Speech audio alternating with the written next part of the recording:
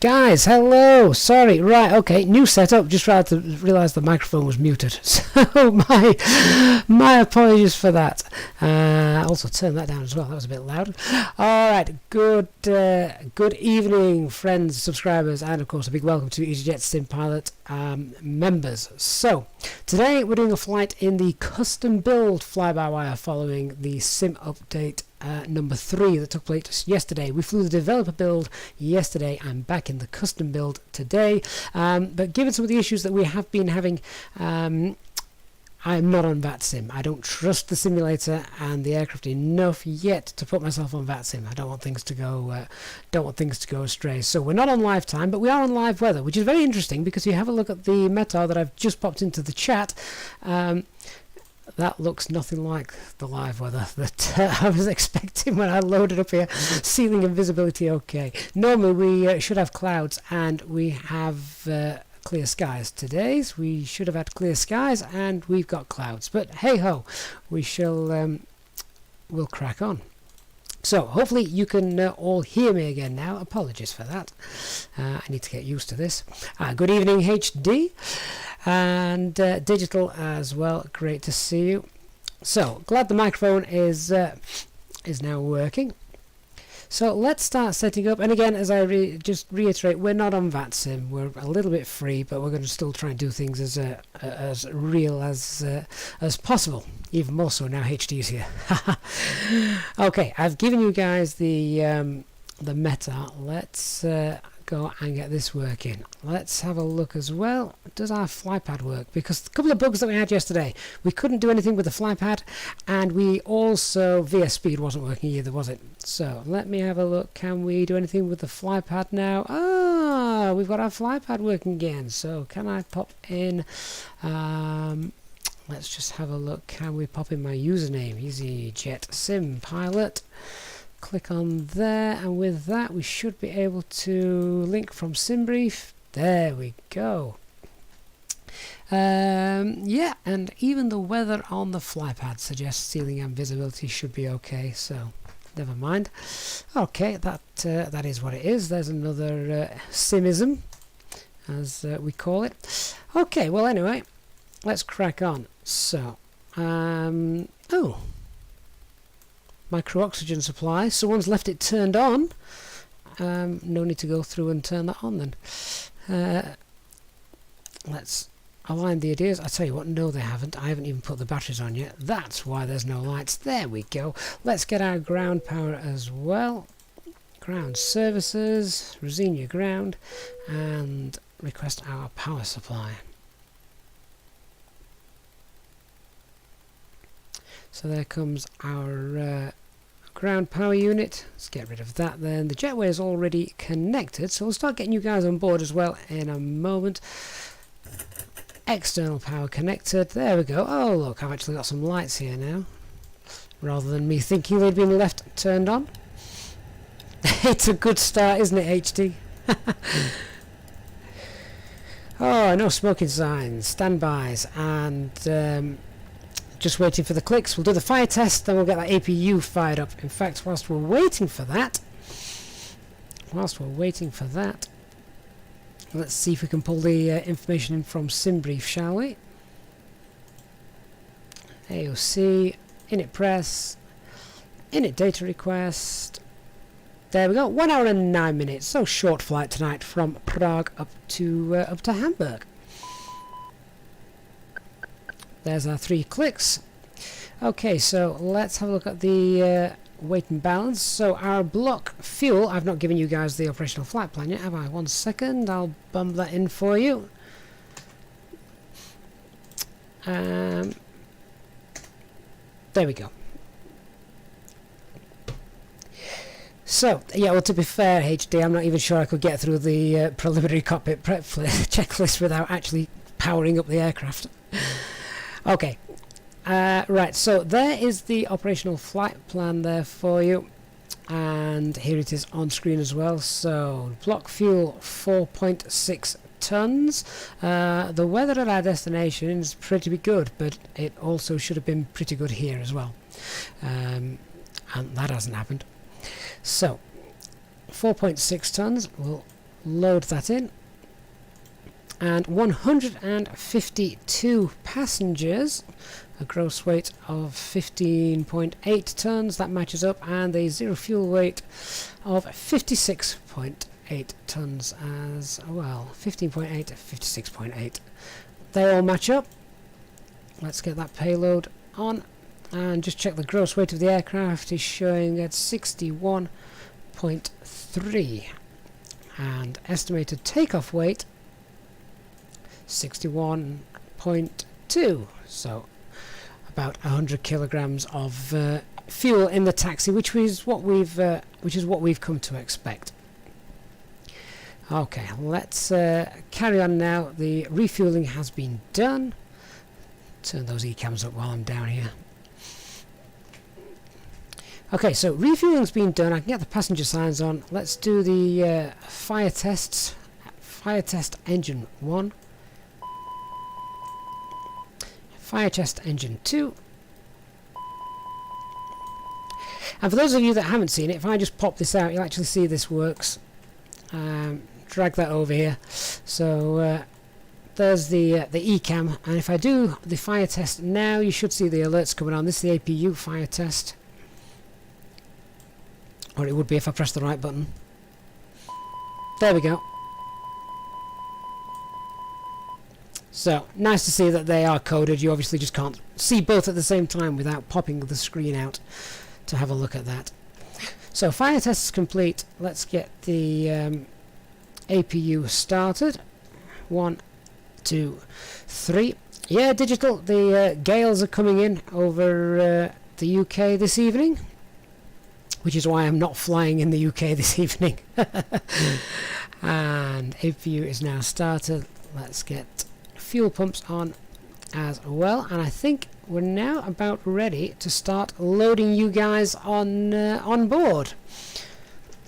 So come along and get yourself seated for a flight which will hopefully go off without any problems.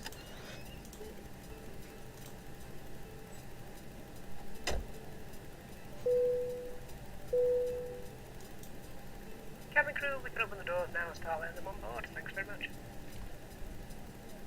Okay, no problem. Okay, so now you guys are coming on board. Should I be concerned that I've no navigation display?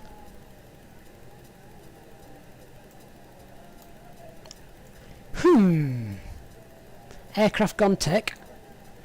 Is it turned down? Nope. Is it going to come alive with the IR alignment in 5 minutes? This could be a short stream, couldn't it? This could be a very short stream. That's me just bashing it. I don't think that's going to work. We'll see what happens in 5 minutes. We'll keep an eye on the IR alignment. HD, I've turned it on.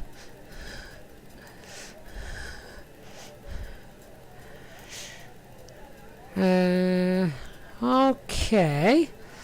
I'm kind of anxious now to see what happens. I'll carry on for now. Luke, you can have a window seat. You're a frequent flyer with us, though we may not be going anywhere. Anyway, let's get everything continued to set up, and then we'll see what happens.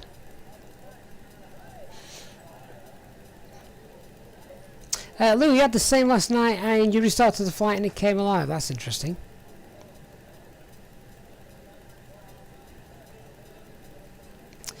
So, I'm going to see what happens in 4 minutes. I don't think these are going to come on. In which case, we may have to just quickly hit restart.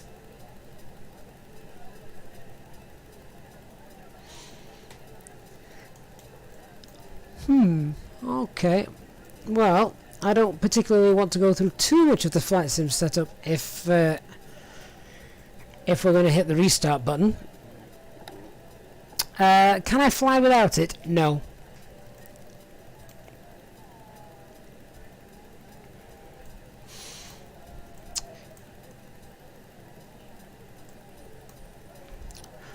Go on, HD, which switching panel should we try?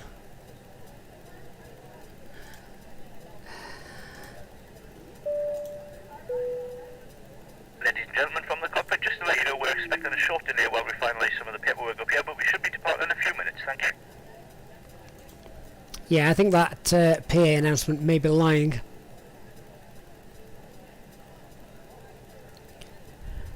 Oh, what do we reckon, guys? Shall I just hit restart? All the information will still be the same. I am kind of curious to see if it fires up in 2 minutes, though.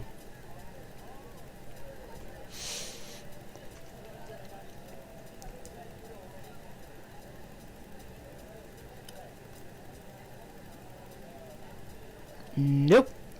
So that didn't do anything.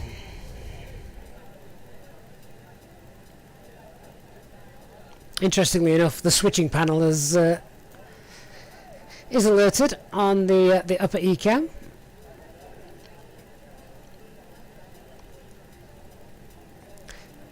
So 2 minutes, guys. 2 minutes. If it doesn't come on, it may just spring to life as part of a simulation bug.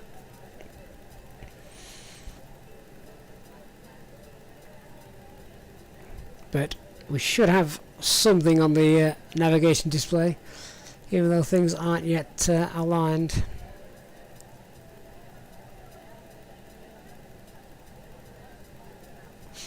One minute, guys. 1 minute. And as I say, if it doesn't fire up, I'll just hit the restart button.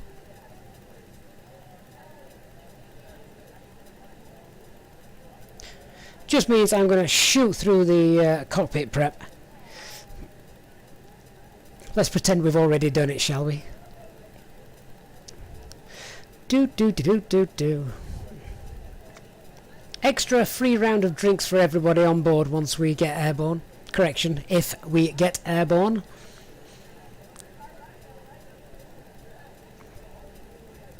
Can't be long now.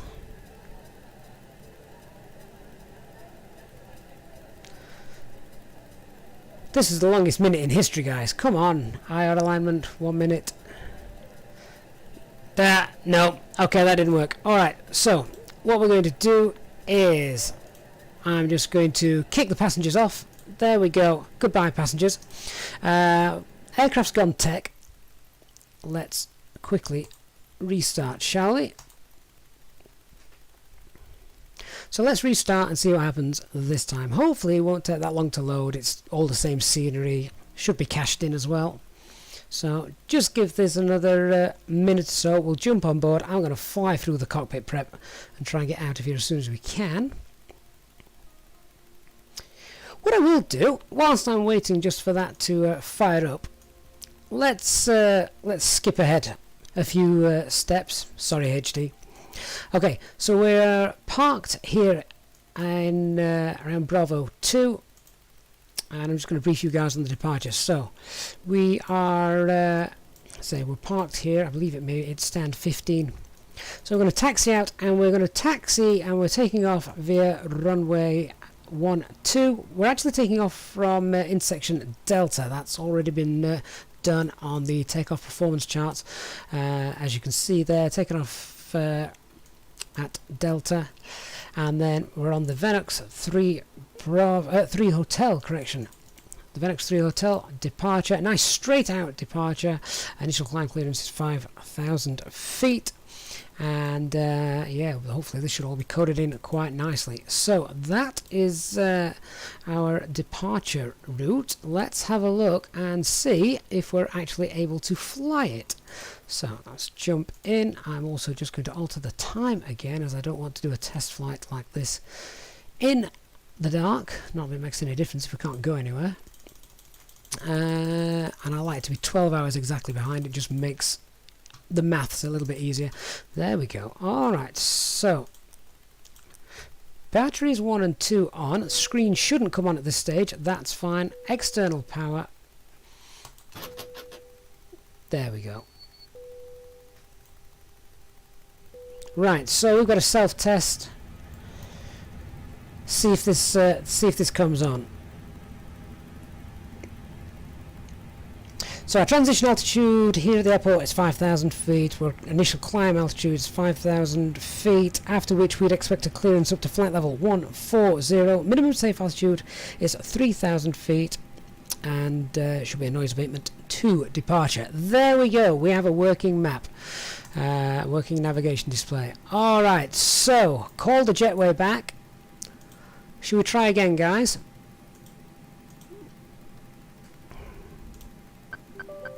There's our 3 clicks.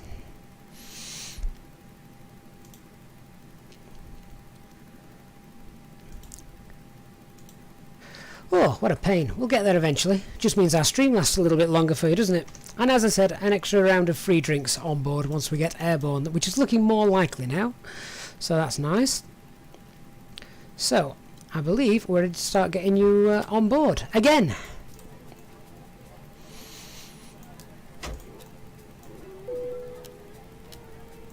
Cabin crew, we can open the doors now and start letting them on board. Thanks very much. Okay, no problem. And we've had our 3 clicks. Let's say maintenance have double checked everything engine wise. I would hope we wouldn't need to check those again if they just fixed the navigation display, but there we are. Let's get the APU sorted. 1, 2, 3. HT, they rarely use runway 12. I can see why. I'm taking off in the opposite direction. Okay, that's now coming on. Let's go back because I will have to pull all this information back in from SimBrief. It won't be there. So, AOC menu, init press, pull that in, and we know that these are these figures are fine. They haven't changed. They all match up. So, happy with that. Let's go ahead, get the seatbelt lines on, and the fuel pumps can also come in as well. Okay, so that's looking fine. This is looking much better now. 1018, the QNH. Anti-skid is on, and pedestal all looking good. Over to VHF2, we'll get the guard frequency on there. Once again, a reminder, we're not flying on VATSIM tonight for reasons that we've just seen, in case the unexpected happens. 1215 over to VHF1, and everything's where it should be. Glare shield, let's set this up 1018. Let's have a little bit of brightness. We've already briefed our departure, so initial stop altitude is 5,000 feet. Let's get the flight displays on.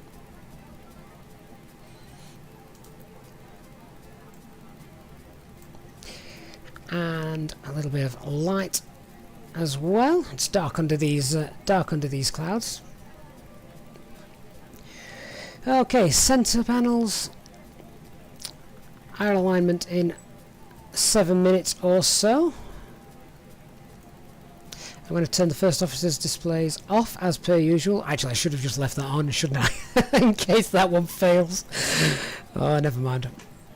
Okay, let's check the aircraft.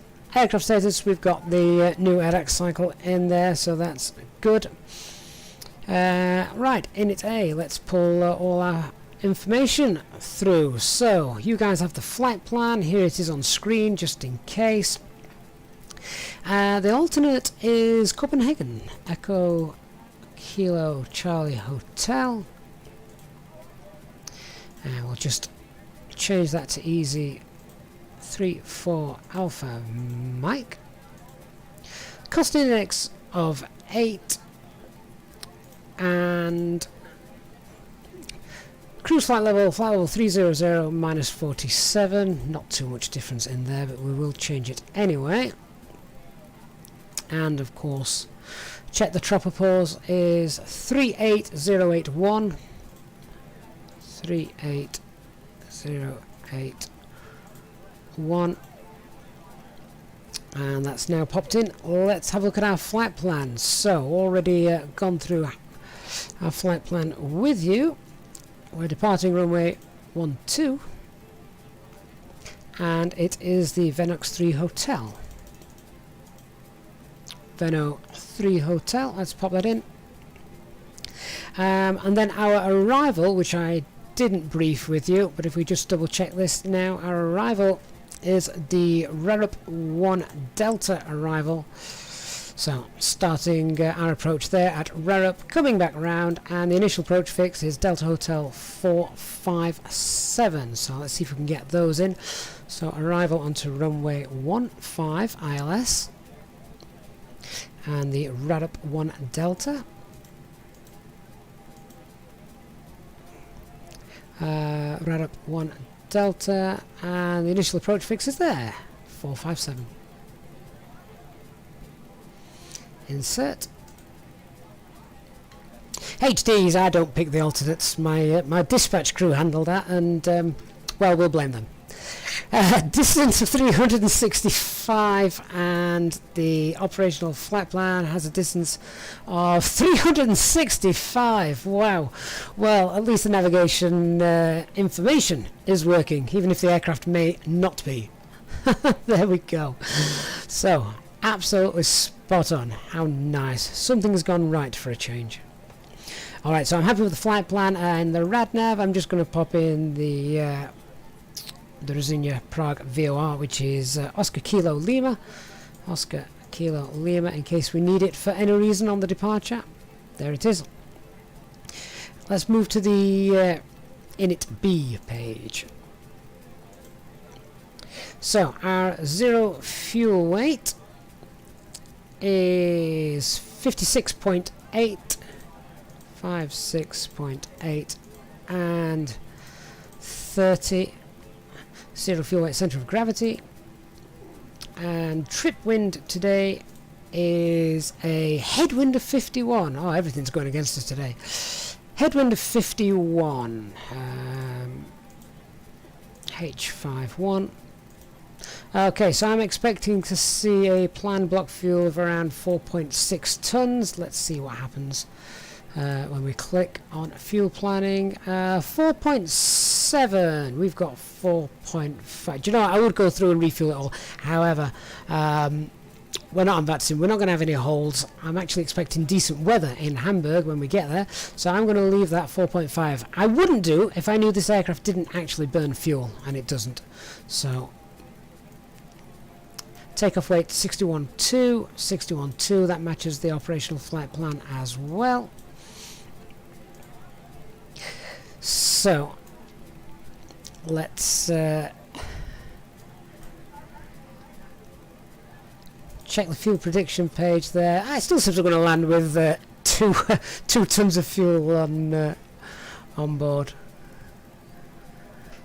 HD, are you feeling all right? Okay, so 2 ton of fuel on board when we arrive. I'm happy with that. Flight plan is complete. Init B is complete. Let's have a look at the takeoff performance. I'm surprised, HD, that the Nightbot hasn't given you a smack. Flaps 1 for departure, and our airport elevation. And just check the airport elevation is oh, where's it gone? That's Hamburg. That's no good. Get rid of that. Oh, there we go. 1160. 1160. So 21. Well, it's got 2190. 2190. I'm going to leave that. That's fine. Transition altitude, we've already confirmed 5,000 feet. And we've done our... Oh, nuts. Wrong key press. There we go, update 5,000 feet. And the flex takeoff temperature calculated to 65. Actually, no, it's not. I need to redo this calculation because... I did it presuming we were going to have nice clear skies, and the skies are anything but. So I now need to redo that with anti-ice. Just check that METAR again. QNH still 1018, departing still from the same place. However, PAC's off, that is correct. However, anti-ice is most certainly going to be on. It's also raining here in the sim as well. Runway's wet. Okay, we'll also compensate for that as well. So calculate. Our flex temp is now going to be 61, not 65 as I had originally planned. 61. So let's go ahead and pop that in. HD, do I have snow time in the NOTAMs? I would presume so. Have I given you the full thing? There you go. PM monitoring control through the NOTAMs. Flag anything up that needs attention. Scroll down here. Actually, where should it be? Destination. Departure. Well, that's the current METAR that we should have. Becoming, and Hamburg becoming gusty 25 knots. Let's hope we get in there before those wings pick up, shall we? Oh, sorry, yeah, I'm looking at the METAR. NOTAMs. So this is our destination airport. Where is our departure airport?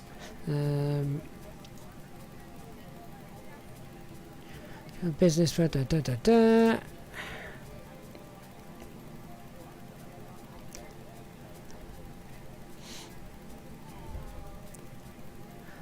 I'm strolling through this very quickly now, HD. I know that shouldn't be done, but it's late. I'm looking for text in bold.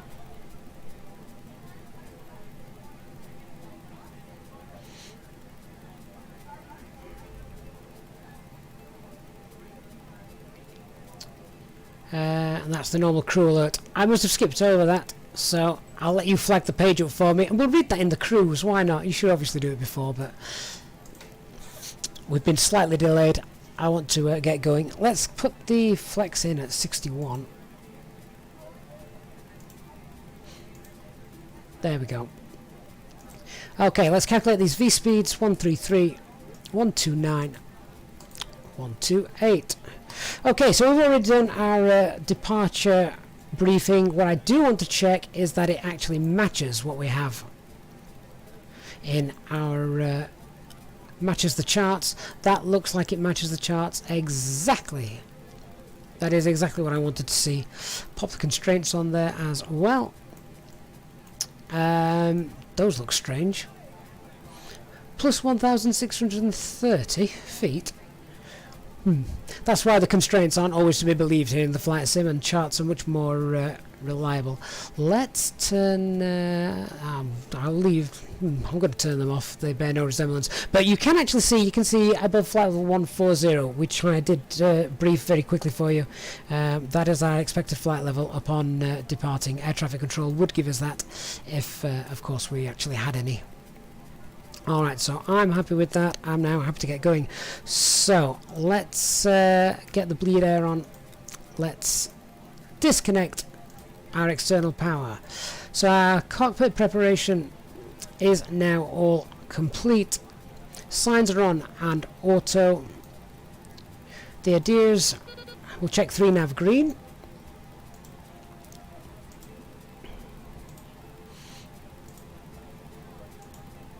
There we go. 3 nav green. The fuel quantity is checked, loaded and balanced. Flight management guidance computers all programmed and altimeters set, both sides. 1018. I've just heard the alert from the cabin crew to say that you guys are all on board. So let's close the doors, call the pushback tug, get the jetway disconnected. I need to turn the flight pad back on. There we go. So, closing that door and the jetway also disappearing.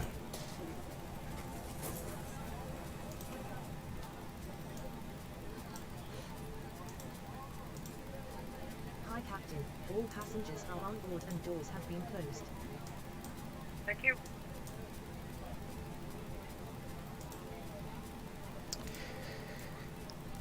Ah, looks like it stopped raining for our departure. How nice.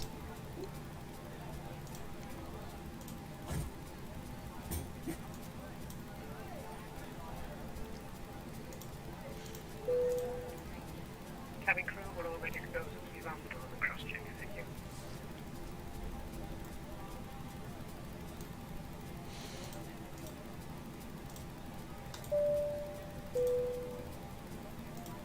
Hello, ladies and gentlemen from the flight deck. My name is Gavin and I'll be your pilot flying you today.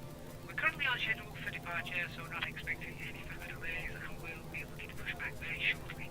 The weather today is looking calm, so we should be able to give you a nice, relaxing flight. The cabin crew will be delivering their safety briefing very shortly, so please give them your full attention. Once we're airborne, we'll turn the seatbelt signs off and release the cabin, but for now, please get yourselves comfortable with seatbelts securely fastened. Thank you for choosing Easyjet today, and we hope you enjoy your flight.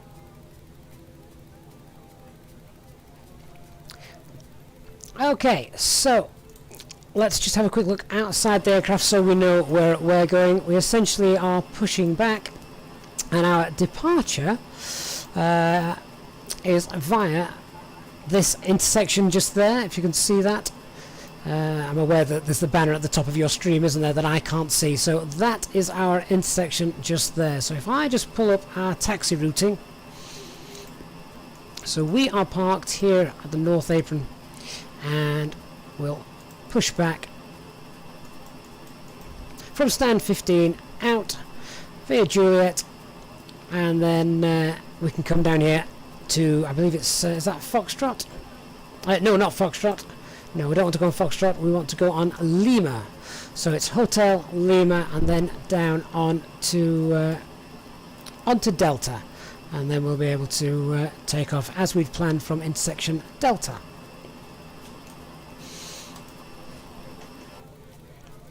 So you guys are now all ready. Let's just check we're happy. Obviously the weather and things like that is not exactly what the not ceiling and visibility okay, but so I'm kind of having to guess realistically if we have a problem we'll return here. There's a very nice long runway here, so if we have a problem we're happy to return. Information on the aircraft. So this is the Airbus A320neo from fly-by-wire, and it is the custom build. I think there's a little note actually on the stream bottom left, just letting you know this is the custom build. Any threats to be aware of other than the aircraft itself? None that I can think of. It actually looks like quite a nice straight out departure. The winds, however, if the winds are to be believed, is 180 at 7, so it's very, very minor wind pushing us over from the right hand side as we depart, but hopefully not as much as we had yesterday. So let's get the pushback clearance. We know where we're going. Rotating beacon light is coming on, and the tug driver can now be called over. There we go.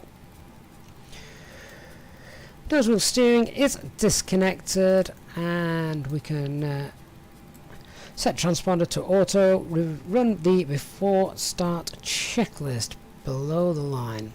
Windows and doors are closed and armed, rotating beacon light is on, mobile phone off, parking brake on, and we're ready to release that and start getting pushback. So lock the flight deck doors, release the parking brake, and the tug driver can get to work. Engine mode select to ignition and starting engine 1. Just check, yep, we've got the bleed air going. There we go.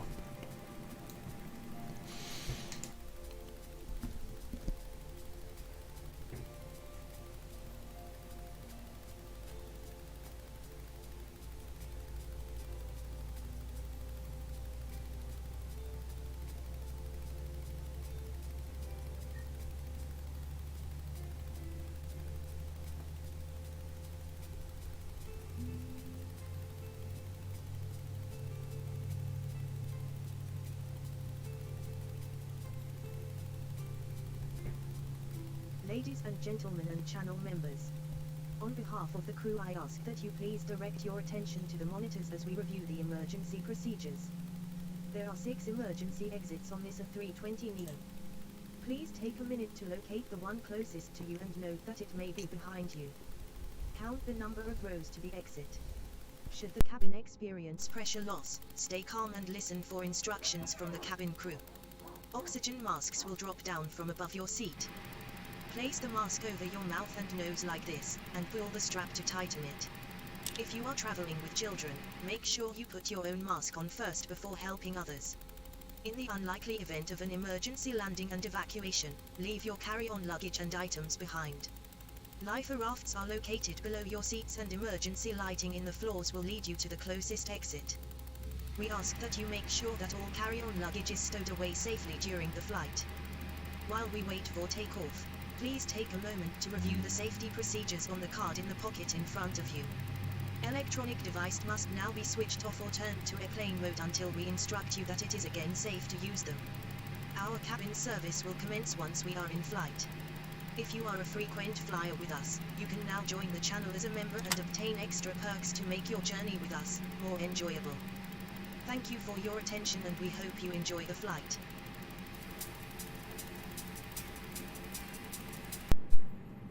Okay, so we're now just waiting for engine number 2 to stabilize, and as you can see that's just happened.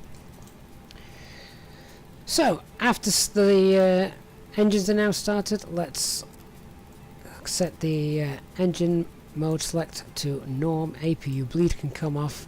We're popping those anti-ices on. APU master can now come off. Ground spoilers are armed. Check the rudder. Flaps 1, and set our pitch trim so the center of gravity is almost bang on, 30.0. So let's line that up. There we go.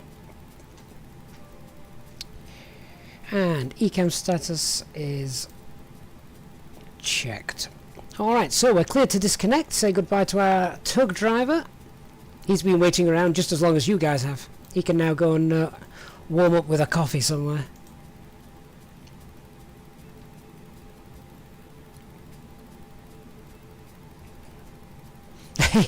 Digital, is there a rapid clicking sound when I mute the mic? Yeah, well, it's either that or you get to listen to me downing a bottle of blackcurrant.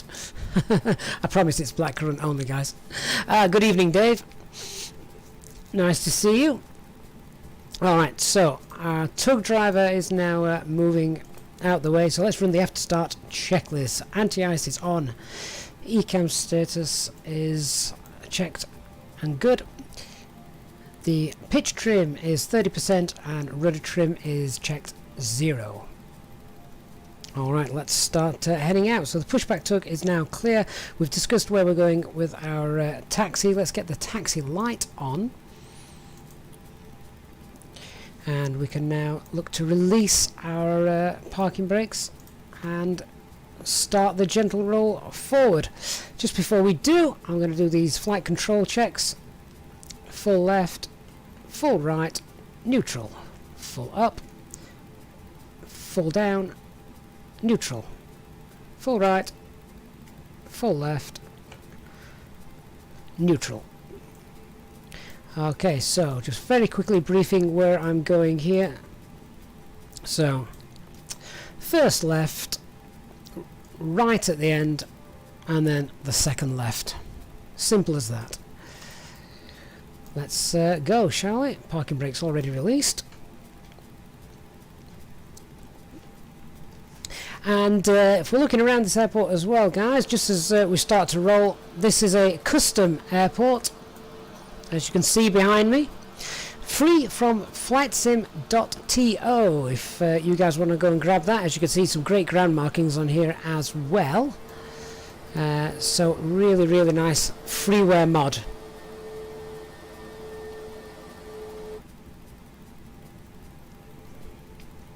Whilst we're out on the taxi and you're getting yourselves comfortable, why not do me a little favour if you can and hit that like button on the stream, which is of course free, and it just helps us out with the YouTube rankings. So if you could be so kind as to do that, that would be lovely.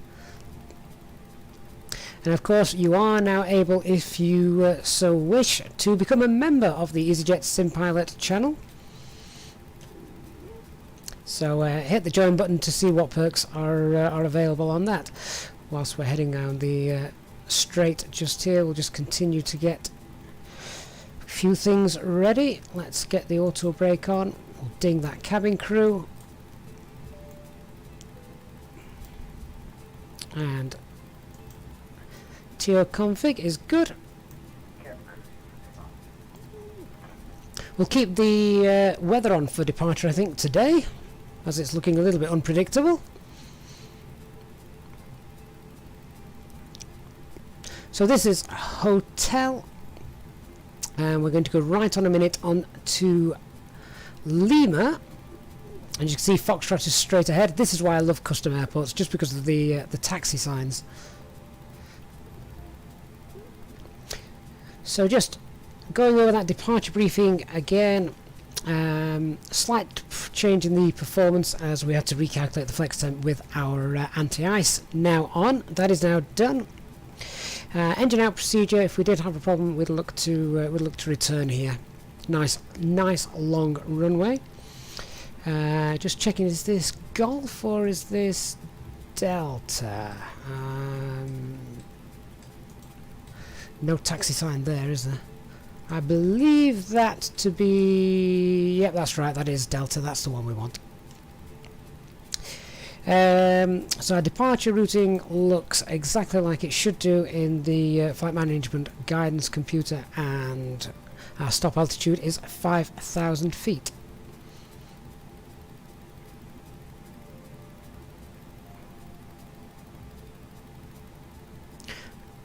Noise abatement to departure, and our transition altitude is also 5,000 feet. On departure we could actually most likely continue through the 5,000 feet stop climb as long, and we'll go up to flight level 140. So I'm going to hold that there. Let's just pop the parking brakes on. We'll do a couple more checks. So we're going to check those wheel temperatures. Where are you? There we go. Yeah, wheel temperature is absolutely fine. Maxim, welcome, sir, to the First Officers Club. Great to have you on board for this flight, and of course we hope to see you on many, many more. So a big welcome to you. All right. So our approach path is most certainly clear, as there's no other aircraft in the simulator with me today. We're not flying on VATSIM, absolutely not, in case anything goes wrong with the aircraft. Let's get all our lights on. And we also want to turn the packs off. Pack 1, pack 2, and the TARA tilt above transponder is also on. So the before takeoff checklist, we've done the flight controls, we've done our departure briefing, flap setting, config 1 confirmed, 128 blue, 133 magenta, climb nav blue, 5,000 feet blue, 1 FD2 and flex temp of 61. Transponder is on, ECAM memo, takeoff no blue, electronic flight bag is stowed, cabin is secured for takeoff, engine mode select to norm, TCAS TARA tilt above, packs are off, and anti-ice is on. Let's enter the active runway and look to take off. Oh, our little frame rate stutters have come back. Did you see that then when I went to pan around?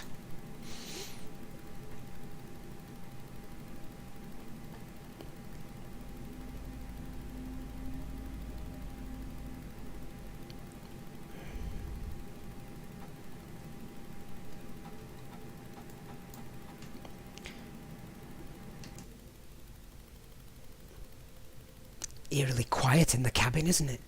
Are you all nervous?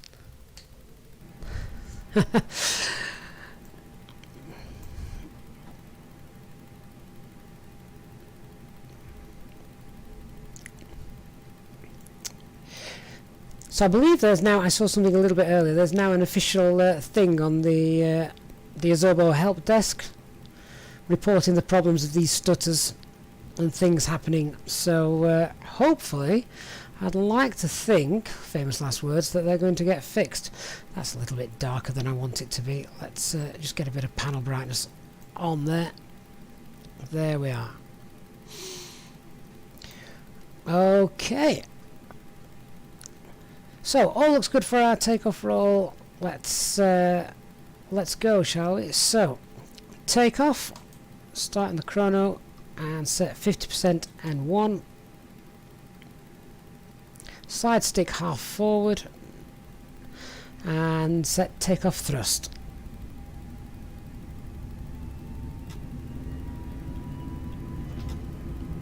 Man flex, SRS, and runway.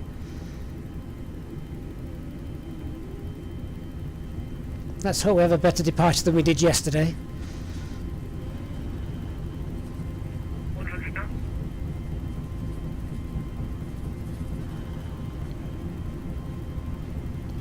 V1 and rotate.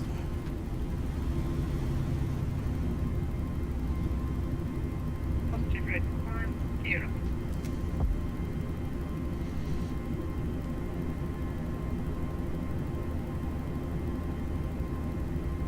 So a nice straight out departure.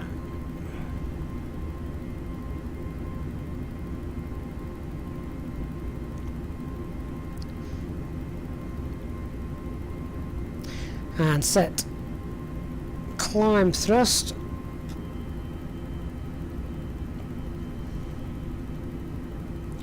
Make sure that speed is coming up.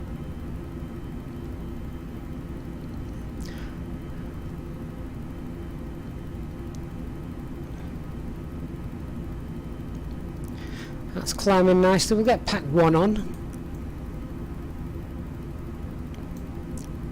To just try and turn down the brightness of that weather radar.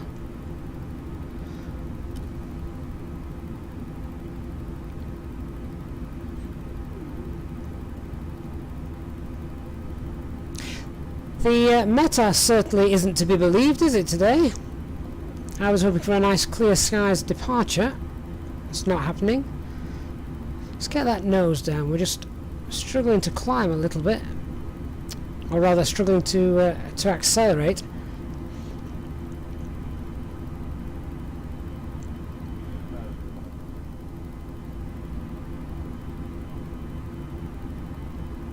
I don't know if they've added some extra drag, you know, to these flaps. If they have, I'm really feeling it at the moment.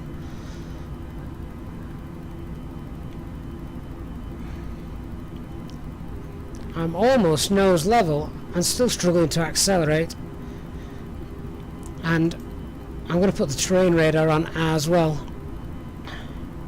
I expect it to be higher than this by now.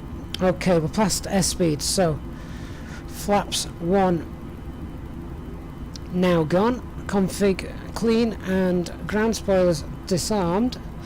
Now the speed trend's starting to come up. Let's get that nose back up and start going back climbing. I think there's too much drag in those flaps.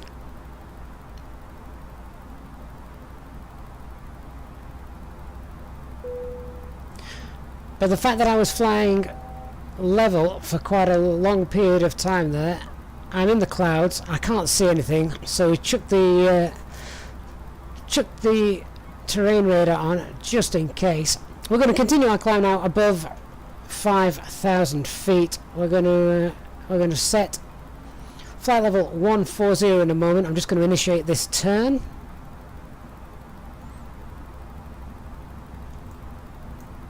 Okay, so I'm going to set flight level 140, set standard pressure, and pop the autopilot 1 now on through the turn. That seems to be behaving. It's now just pitching up, I think, to hold 250 knots, so that's fine.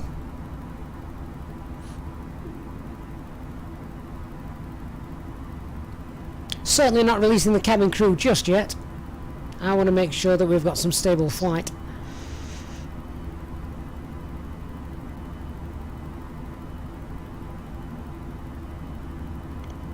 Check the rollout comes in a moment, so we're flying level towards the next waypoint.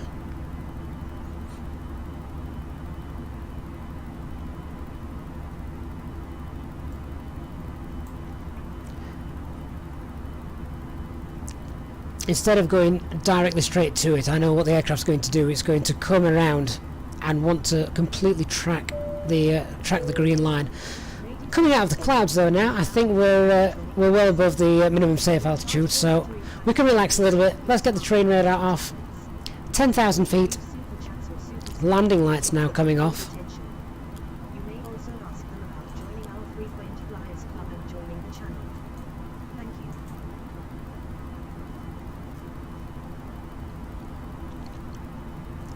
you. Okay, so aircraft now appears to be behaving, but I am going to check that it takes us through to the next waypoint, Utoro, which I believe it has locked onto now, and over the left we go.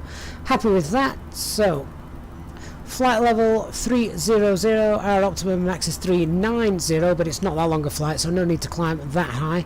Let's set our cruising altitude. Flight level 300 and flight level 300 blue.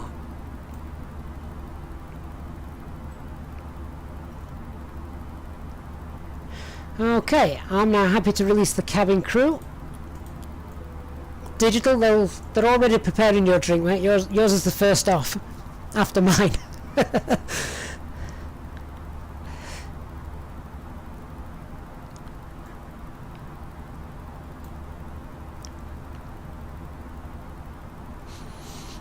Okay, so definitely a bit of an issue with the drag on flaps 1. What will be interesting is when we go flaps 1 on approach into Hamburg. That's going to slow us right down. Normally we'd expect that to happen with when we go flaps 2. That's normally where the drag comes.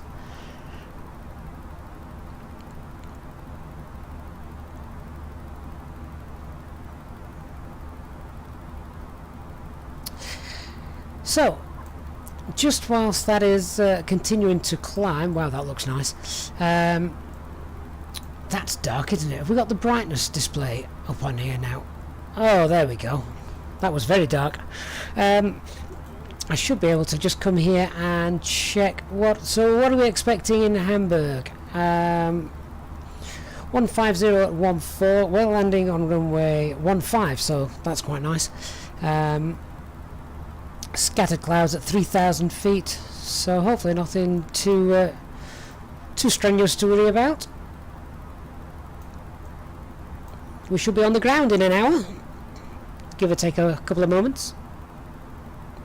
Kevin, you've got no displays on your A320NX after the update, so have you downloaded the very latest versions, as in right this moment? Because they have been tweaking them all day, I think. And when we started this flight, we had no navigation display, and we literally just hit the escape key, hit restart, and it all seems to be working.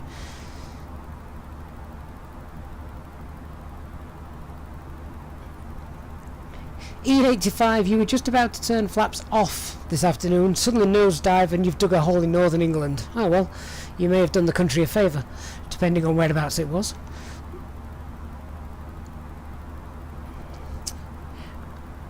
Fitzy, have they fixed the VS issue yet? I won't know until I start descending. I'm quite happy to leave it in open climb at the moment. Actually, it's managed mode, not open climb.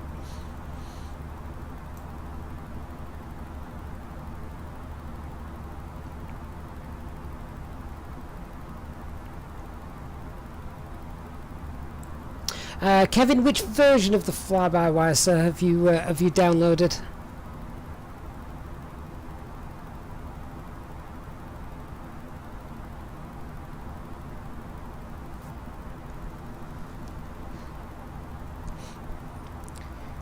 Okay, so again, everything appears at the moment to be fine. I'm now happy to release you guys, so that's the seatbelt signs coming off, which means your drinks are not far away.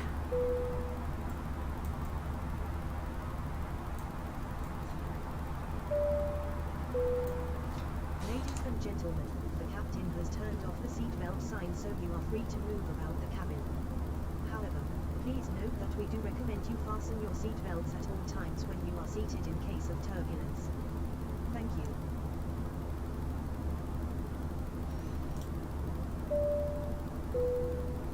Ladies and gentlemen, we are about to serve a selection of alcoholic drinks. Please make sure your tray table is in the down position and clear any items from the aisle. If you would like to upgrade to premium brands, super stickers and super chats are available. If you are a frequent flyer with us, you can now join the channel as a member and get extra perks to make your journey with us more enjoyable. Thank you. Okay guys, put your drinks orders in now to the Nightbot.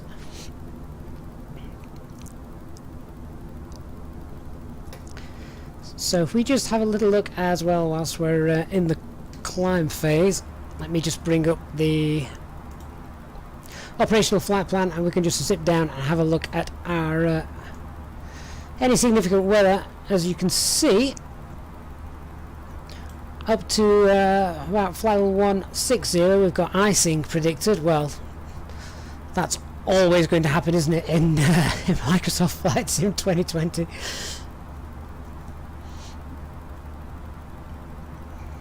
AC Master, the announcements are coming from self-loading cargo.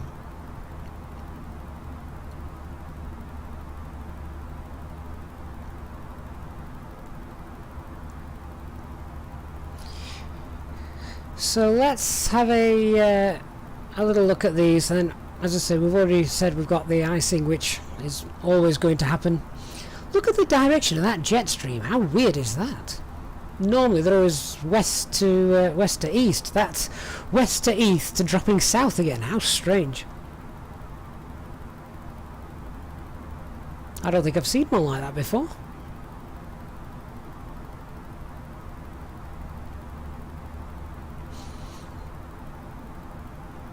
And digital. Did I hear right today? I quickly nipped into your stream while I had a spare couple of seconds this afternoon. And did I hear you say you'd got a tailwind of 180 knots? Or did I completely mishear you then? 180 knots, 180.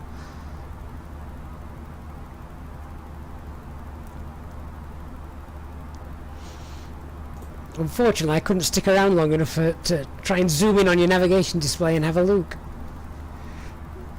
But I thought you heard you say that just before I clicked off.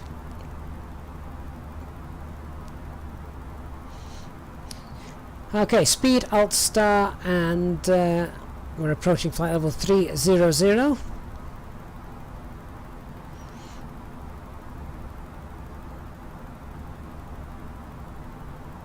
.118 knots. Oh, that's not so bad. I mean, that's still blooming quick, but it's not as bad as 180.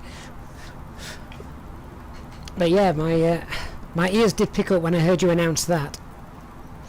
Nick, you had 87. Bet you were there in no time at all, were you? Oh, digital, don't feel guilty. I was literally there for about 5 minutes. That's only the time I had, I'm afraid.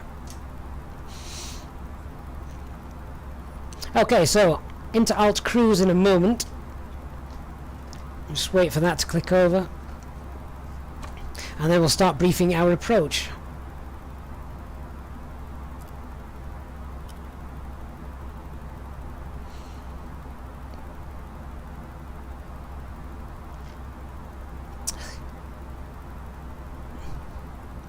Is this live weather from the Sim RX? So this is live weather from the simulator, which doesn't use the METAR as its basis for the weather that it shows. Well, clearly. It uses a weather modelling format, I think. At least that's what I'm led to believe. So now we're in Alt Cruise, and we're at the cruise level. I wish I could show you some beautiful scenery. Instead, you've got beautiful clouds.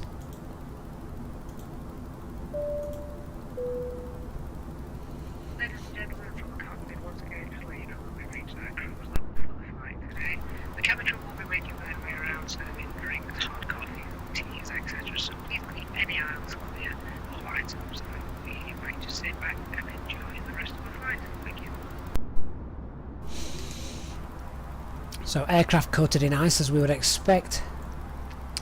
SAT is minus 46, so we can take the anti-ice off. Oh, should we get the other pack on as well? At least we had one on. Okay, let's have a look at... first of all, we'll cycle through the SD pages, but I'm going to grab the weather for Hamburg because we're not that far away. So, weather request, let's get that in.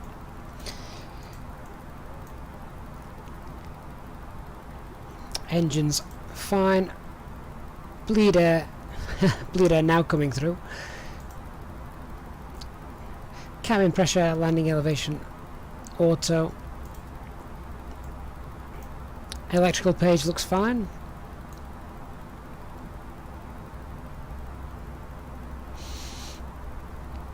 Yeah, HD, that's a good point. Should it not have had some sort of warning there that Pack 2 was still turned off?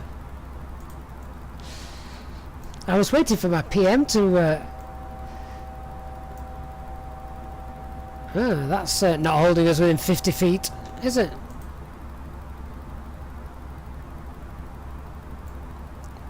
Just dropped out of the sky a couple of 100 feet, never mind. Yeah, so we should normally have an ECAM warning, I would believe. The thrust levers are vibrating away, as you can see. APU of 23 degrees. Obviously the doors are all fine. Wheel temperatures are probably a little bit too cold, but there you are. And all the flight computers are working.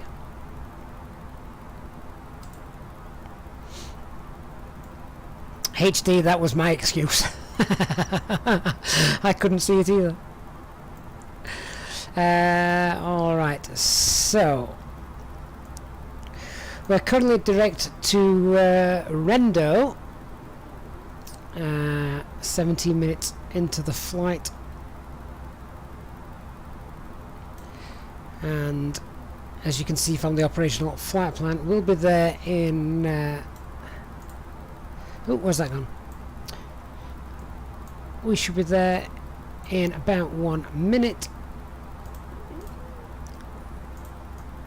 So slightly ahead of schedule, which is fine. Just checking the fuel as well. Minimum fuel 3.1. We've got 3.8, so no problems at all there.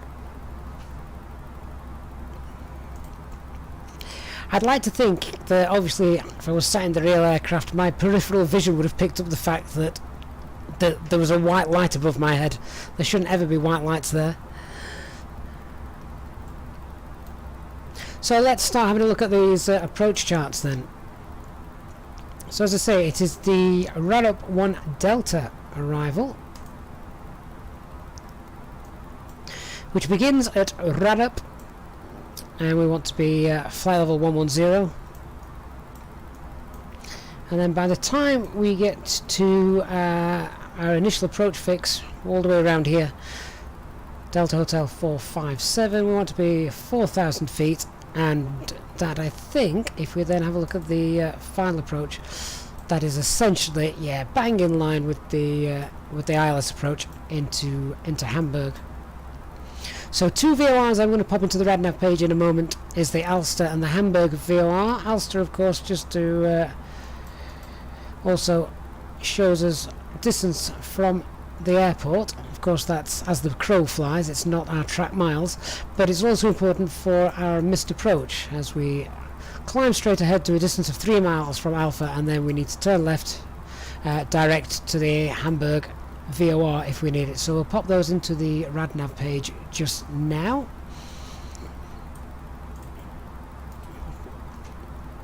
And then we'll also in fact, messages received, we got that METAR report, there we go. Let's print that go to the RadNav page, pop those in,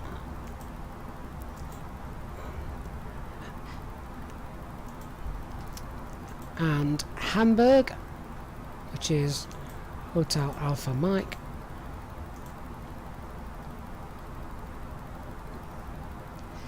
$188 miles. And I can also double check while I've got this page up that the frequency, the ILS frequency 10955, and as you can see there, 10955. Are we bouncing around in turbulence? What's going off here? Shut that off. If we are bouncing around in turbulence, it's seems very level out here. So I don't know why we keep shooting up a couple of 100 feet.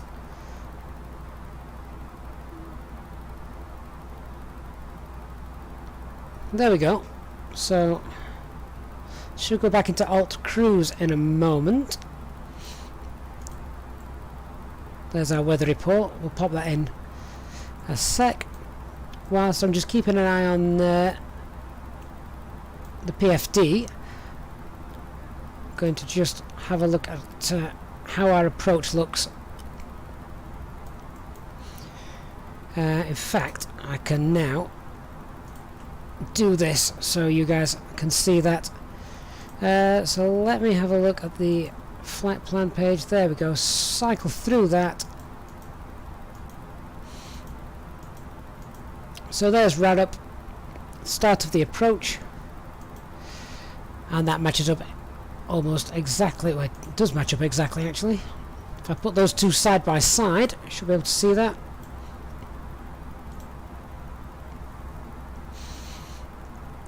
So there we go.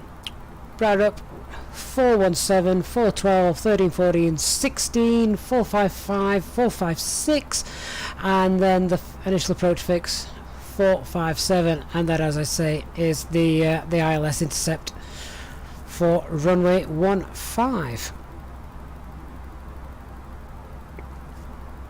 Do you see, are the VORs working again? I presume so. I'll turn them on and have a look in a sec. Let's have a look at what happens after we've arrived at the airport. So coming in runway 15, we'll then vacate, hopefully onto Bravo 6, over to the left, the airport terminal, just there. So it's crossing straight after the runway. Having said that, if we slow down enough, there's the rapid exit taxiway of Echo 4 that we could take as well. But basically we're vacating left. Okay, other things to note then. So we know we want to be at 11,000 feet by RAD-up, 4,000 feet at the initial approach fix. The platform altitude is 3,000 feet. The transition altitude is 5,000 feet. Minimum safe altitude around the airport 2,100 feet. And we've just gone through the missed approach, which is straight out on runway heading to 3 miles DME from the Ulster VOR, then a left turn to the Hamburg VOR and start the approach again.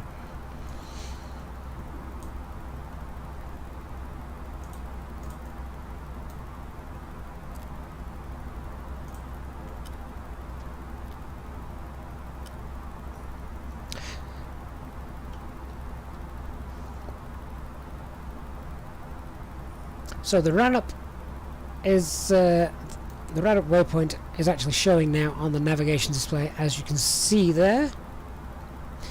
I could use the top of descent calculator to work that out. So if we wanted to start our descent about 80 miles from RAD-up, we've got a great headwind as well slowing us down. So I could go to the performance, top of descent calculator, we can sync that. Target altitude is, in fact, before I start tapping away at this, I'm actually going to bring it out because now none of the key binding issues are an issue. So we want to be, say, flight level 110. And if we said we're going to do that 80 miles away, then yeah, descent rate of around 1,500 feet per minute. That'll do.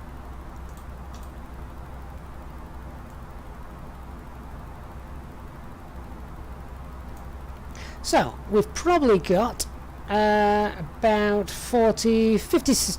50 miles until we start the top of descent. I'm just going to nip into the galley and grab myself a drink, and whilst we do that, would anybody else like another round of drinks as well? Back in a moment. Ladies and gentlemen, we are about to serve a selection of alcoholic drinks. Please make sure your tray table is in the down position and clear any items from the aisle. If you would like to upgrade to premium brands, super stickers and super chats are available. If you are a frequent flyer with us, you can now join the channel as a member and get extra perks to make your journey with us more enjoyable. Thank you.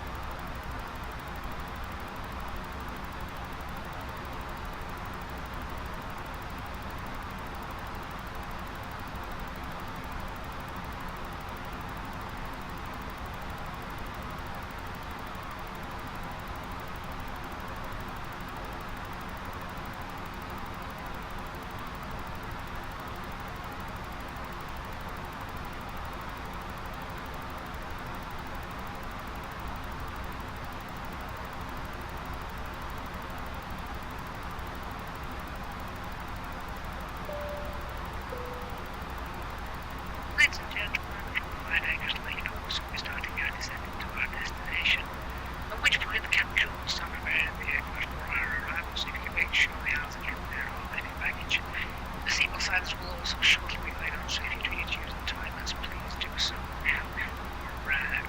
This will not lose out for your safety. Thank you very much for your cooperation, and we'll speak to you again soon.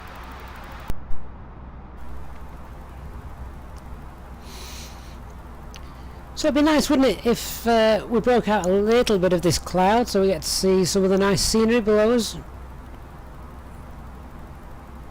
But other than that, we'll get to enjoy one of those arrivals which, if we've seen them before, we've not planned for any sort of disastrous low visibility arrival, but just occasionally the simulator throws up a surprise. Although, as I'm looking now, is it thinning out? Oh, we've got contrails as well, how could I forget? Yeah, sim update brings with it bugs and contrails.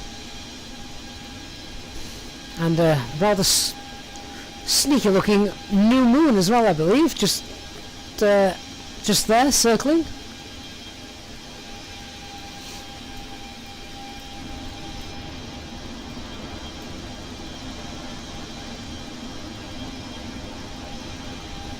Chris, thank you very much for joining us for the flight. Have a great night, and I'll speak to you again very soon. Fitz here, iPad is working again nicely, so that's a bonus. I think they're also very close now as well from introducing the ground page and making that work on the flypad, so really looking forward to that. So that's the sort of thing that I'll probably use more when we arrive than it would be when we depart. The pushback helper at the moment is really, really neat. and it also holds the jetway in place. I don't know if you've noticed, but whenever you call the jetway or you call the stairwell, then they only stay there for about 15 seconds before they disappear again.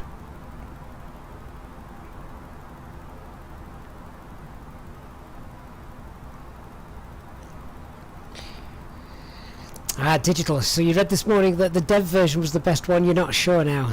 We'll find out when I try and land this one. I do feel a lot happier landing this one.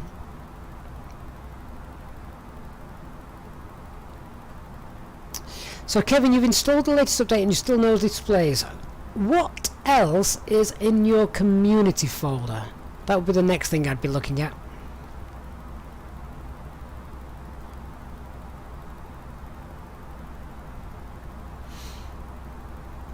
So I'm going to be, as Madness88 has just said, we're going to be keeping a very close eye on the amount of drag brought down by deploying flats 1.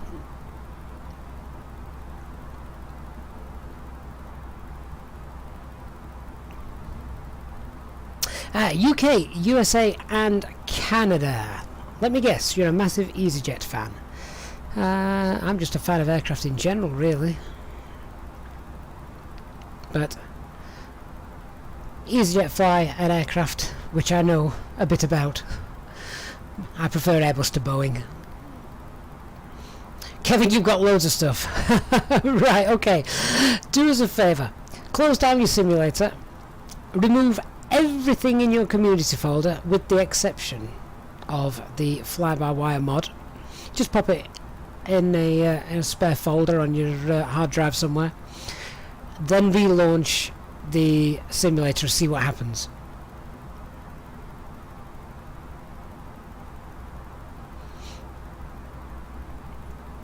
Kevin, I don't know if the A330 would affect it, but it's certainly, from a diagnostic point of view, the next thing I do is I would empty it. T-Money, did the update help with potato computers? No, it's actually screwed over some of the top ones.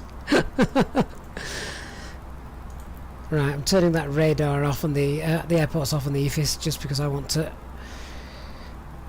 check out RARUP.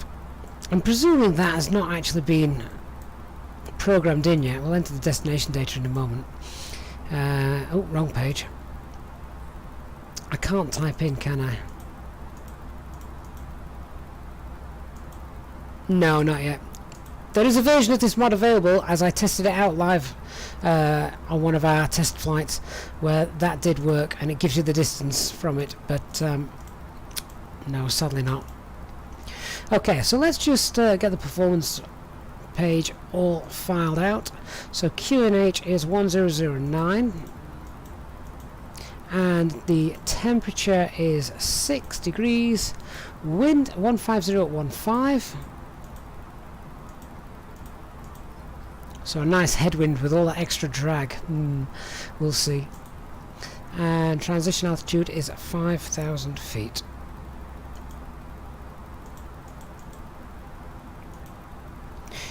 Minimum descent altitude then for our approach. Let's just bring this chart back in.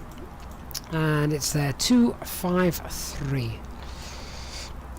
253, and the elevation is 53.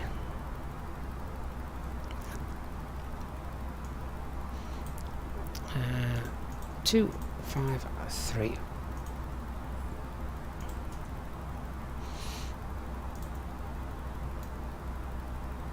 So the clouds have thinned out a little bit, certainly dropped their altitude, so we're now going to start our descent. Let's see if the VS speed works.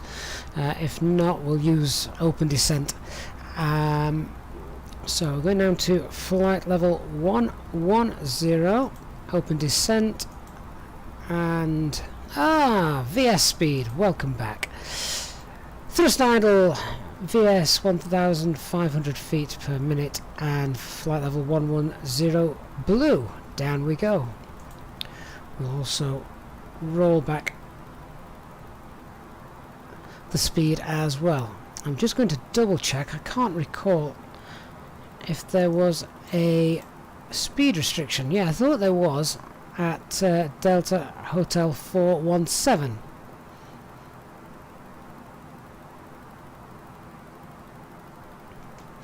So Faithful, if you turn off rolling cache, the FPS drops completely go. Strangely enough, I have also heard that. I might have to try that. Digital, yeah, I can turn those on now. We should get... have we got any sort of reading? Oh, that's annoying. Okay, so if we have a missed approach, we're winging it.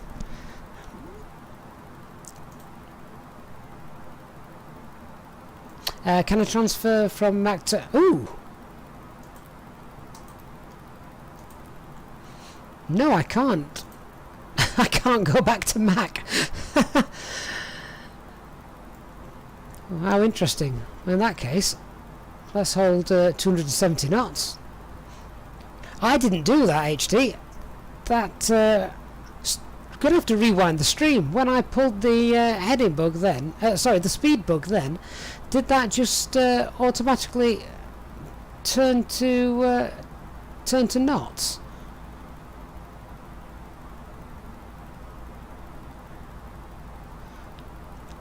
I didn't think it did. I certainly didn't think it did, but it's now doing the indicated airspeed and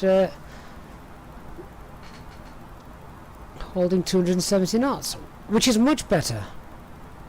Descending 1,500 feet, 270 knots. Great stuff.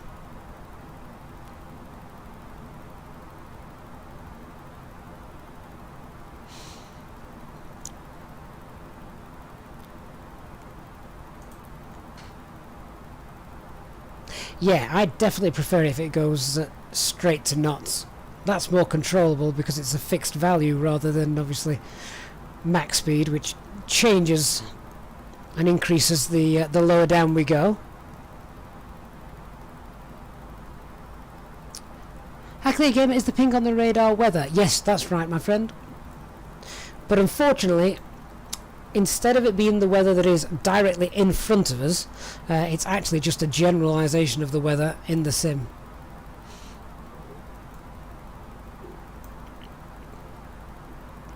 So our landing and weather information is now obtained and programmed in. Flight management guidance computer is all programmed. Landing elevations 53 feet. Auto brake not required for this arrival. We've done our arrival briefing, what we expect to happen. And we'll leave the weather radar on. Terrain radar not required. So the QNH is 1009. We'll get that into standby.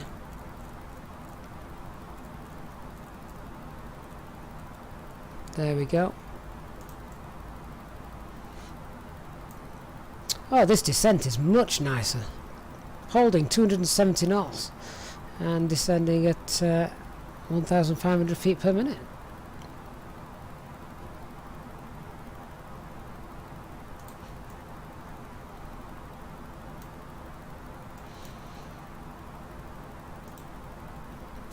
In fact, now that that's holding quite nicely, I bet if we do just double check that, yeah, you can see that's working beautifully.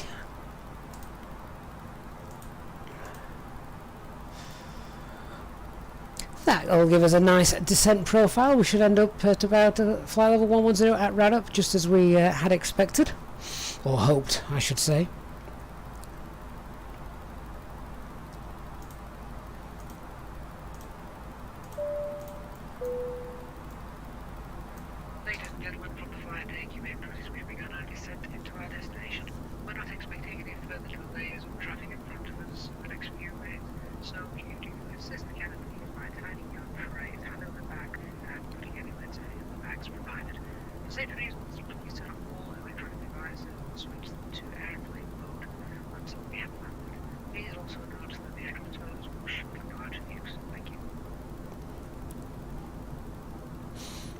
Okay, so just very quickly then, friends, if whilst we're in the descent phase, you could press that like button for me on the stream if you haven't done so already. That would be very much appreciated. Give us a like, and of course if you are new to the channel, then you could subscribe as well, turn on the notification bell, and that will obviously let you know the next time that we are live and other videos are uploaded. You can also now join the Easyjet Sim Pilot channel with extra perks involved as well, so hit the join button and check those out before we descend into this clouds and it becomes dark and you can't read anything. Nick, can I change from 1.5? Yeah, I actually did that. I set that myself, so as you can see I'm altering that, but obviously leaving that at 1.5, so that works quite nice. And the fact that I'm holding 270 knots indicated airspeed is brilliant.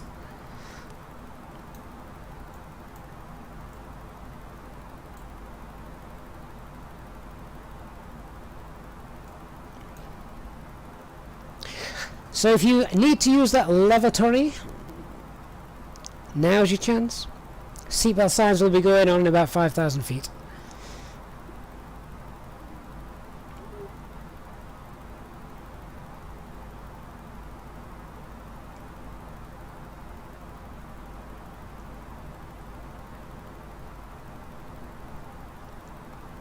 Aside from the little bug right at the start, one with the navigation display not coming on, a quick restart of the flight sorted that out, and then two, with the huge drag that we've got flaps 1,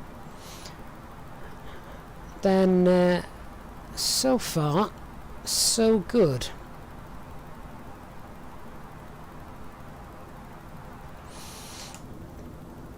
Is that a break in the clouds down there? First time we've seen the ground since departing. I'm not so sure it is actually. EJ Sim Racing, yeah, top of descent, and VNAV will come eventually, but it's not essential. Ooh, bit of turbulence.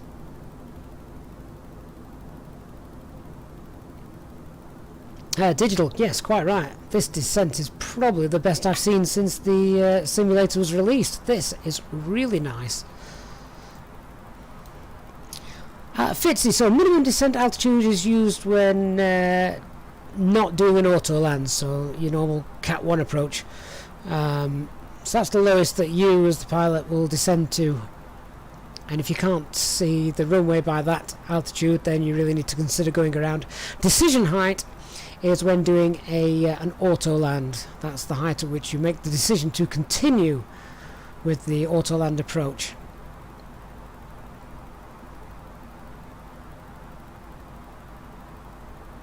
Rusty C, minimum descent altitude is also based on radio altimeter.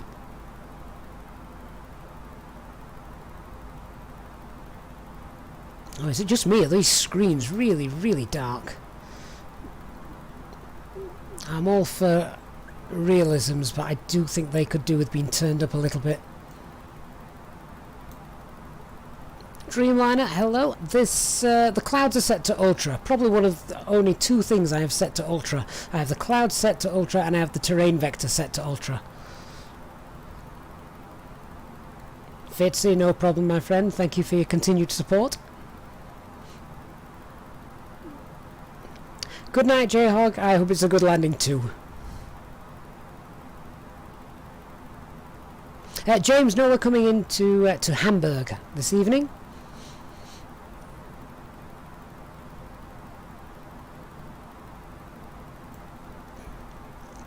Tell you what, I'm going to just bring that up for you so you can see what's happening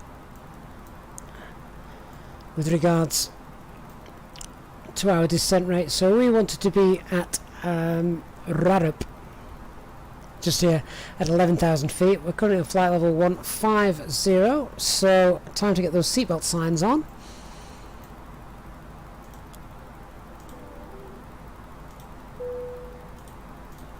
And approach checklist minimums are set to 253. Engine mode select norm. Electronic flight bag is stowed. Please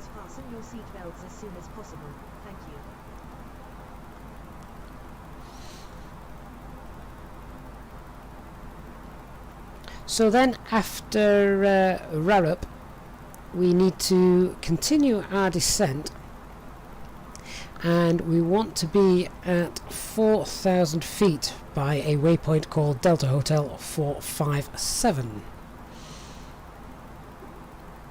So that's the next part of the plan.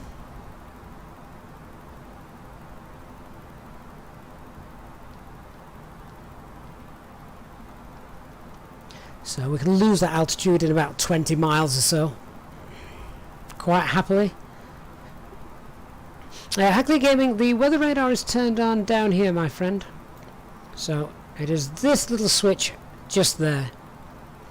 Of course, remember that the weather radar will not be displayed. In fact, that should actually be set to WX plus T. Not that it makes a difference here in the flight simulator, but you can now see it brings that up. It will not be displayed if you've got the ground radar on. So if I pop the ground radar on there, you can see that the weather radar all disappears.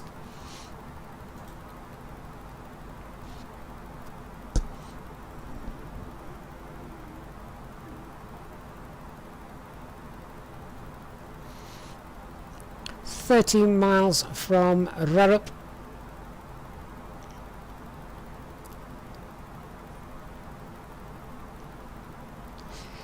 And 1,000 feet to go. I would say that has been a great descent. Probably the best one yet.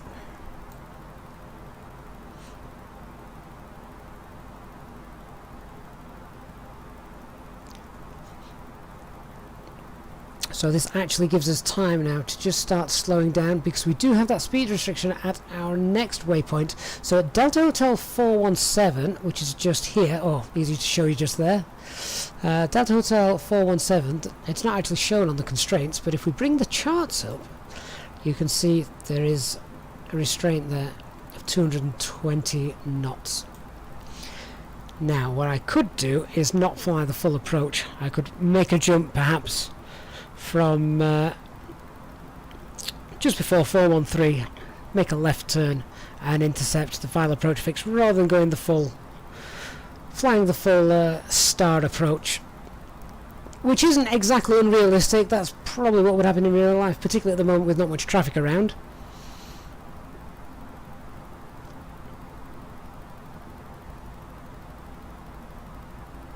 So the airport is about 25 miles to our 25 miles over here. We're now going to start slowing that aircraft down to 220 knots.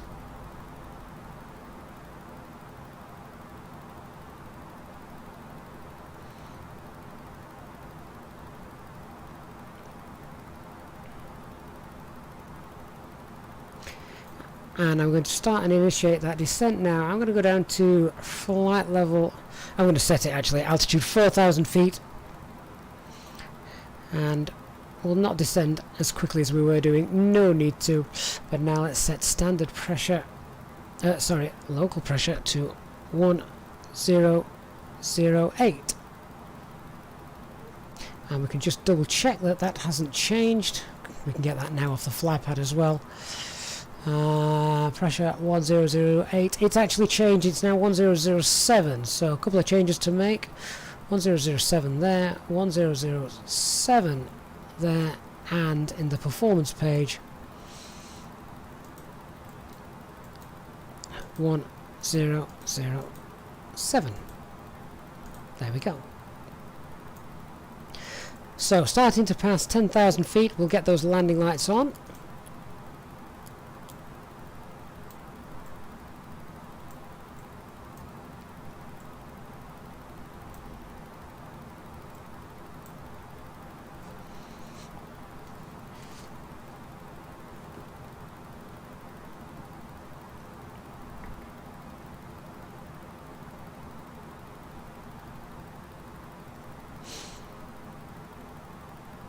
And as you can see, we're actually currently about 20 miles away from the airport, but we do need to come past it.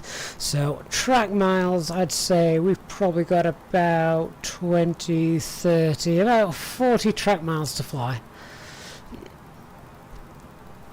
I am going to take the shortcut, So what I'm going to do, let me just bring this back out for you. What I will do is the full approach, as you can see, follows the green line all the way up to this waypoint, these two waypoints up here, DH416 and then 455.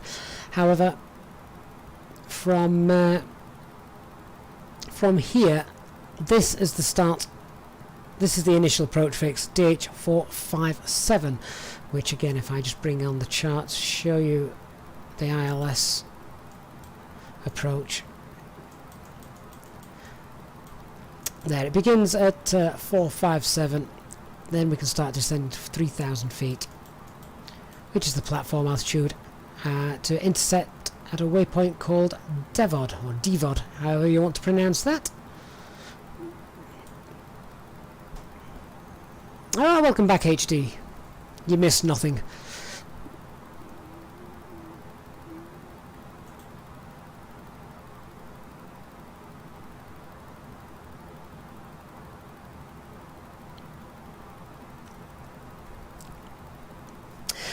So, in case you have just joined us, I've just said I'm not going to fly the full approach. I'm taking a shortcut.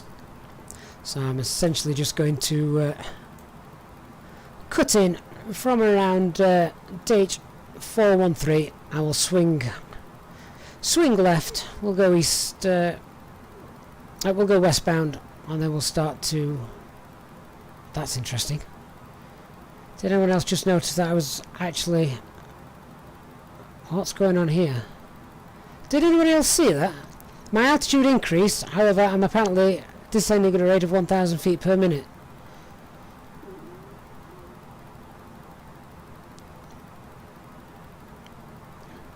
Someone hit the rewind button for me about 30 seconds and just checked that I wasn't imagining that. Oh, and now it's playing catch-up. What's going on? This is exactly why I'm not on VATSIM.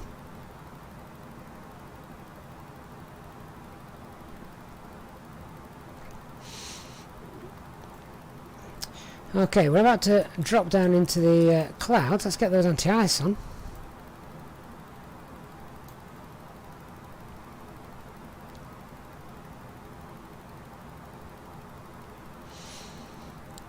So, yeah, that was the only thing I could think of. Can you, unless it's just one of those cynisms, it's certainly not one I've mentioned, noticed before, where the air pressure just changes, but even if it did, I think the QNH changed from originally, I think it was 1009, to now 1007, so it should have changed like 40 feet.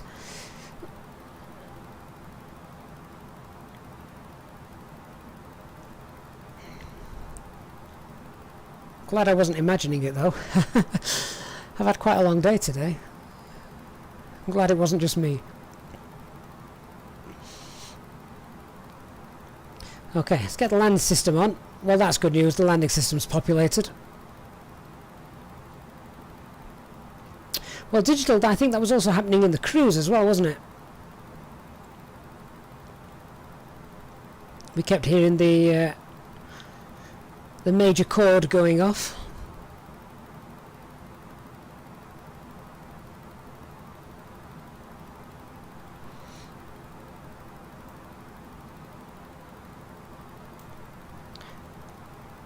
So swing left in a moment, and we can probably then look to come in on a nice shorter final than normal. Static probe icing is on.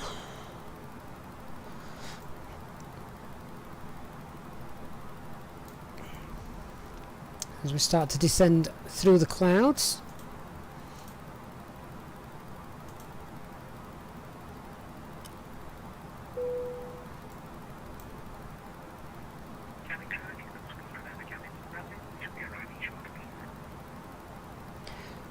Okay, so speed and alt start.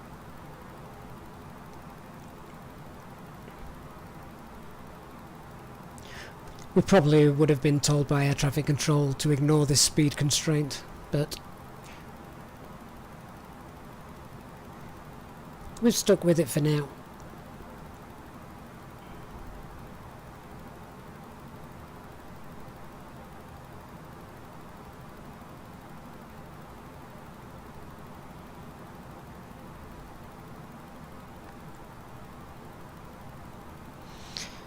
Alright, so looks like we're about to start clipping the top of these top of this cloud layer. And ooh, well, that looks interesting. Looks like there's rain showing on the radar here in Hamburg. Ladies and gentlemen, we are about to land. Please make sure you are seated with your belts Check fastened. that META hasn't changed too much at all. It doesn't say anything with regards to any rain, however we'll see what happens in a moment.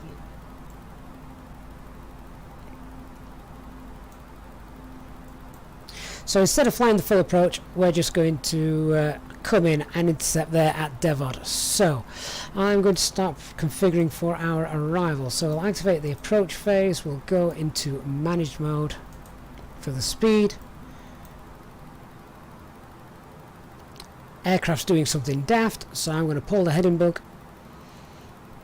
Our entire approach just disappeared then, didn't it? Look at that. What on earth's gone off there? So we'll just continue on this heading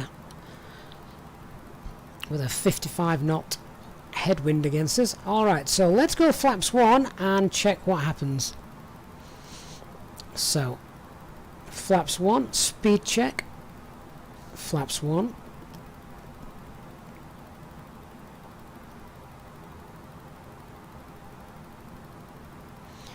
Engines rolling back. Now speeding back up to hopefully hold S speed. There's a major balloon. Engine spooling back up to bring us back up to S speed. Cancel that noise. That was kind of like a delayed reaction there, wasn't it? Okay, let's get down to 3,000 feet.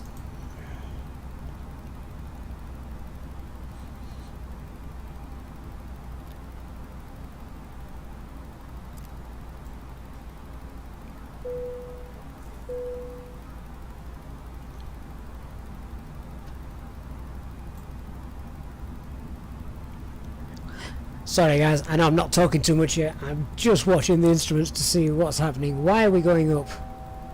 We're apparently going up, but descending down. Oh, what has happened? Azerbo, what have you done?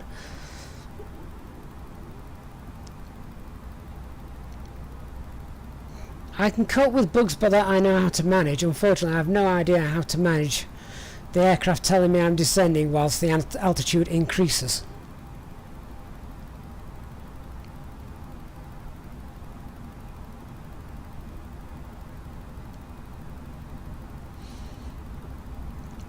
Most of the bugs in the sim have been manageable up until now. Thankfully it's not a massive amount of altitude change, but I don't think I'd feel comfortable flying on VATSIM with this aircraft in the state it is at the moment. Okay, I'm going to start bringing the aircraft around onto the base. Radio altimeter is alive. I'm putting the terrain radar on. Minimum safe altitude actually is 2,100 feet, so we're fine.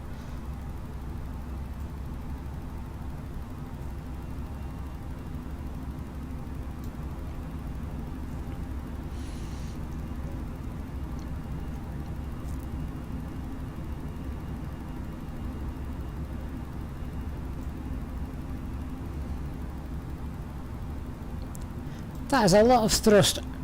80% N1 to hold S speed.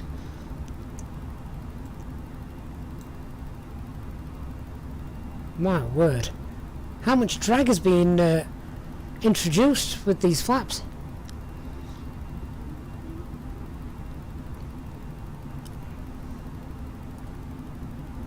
Okay, we'll head direct towards Devon in a moment. That's when we'll intercept the localizer.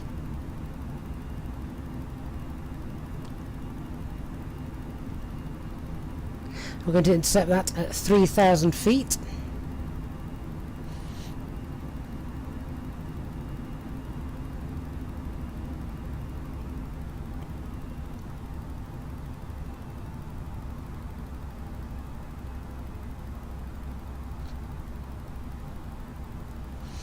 HD, it's like I've got the gear down. Yeah. I'm flying with a cargo door open.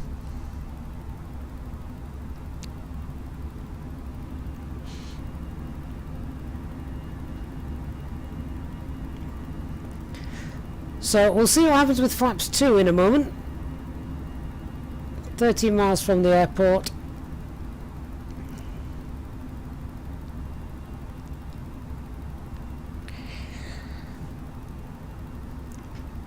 Either way, landing could be interesting.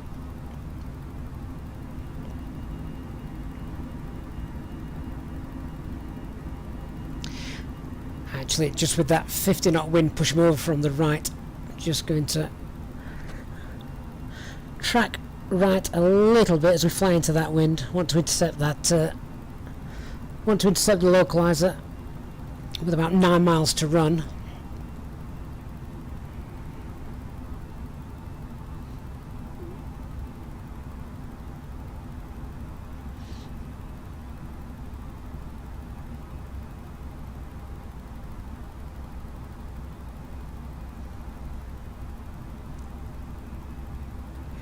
Okay, we'll capture the localizer, we'll go flaps 2, but yeah, those engines are having to work hard. What did I say about the aircraft not burning fuel properly? It's burning it tonight.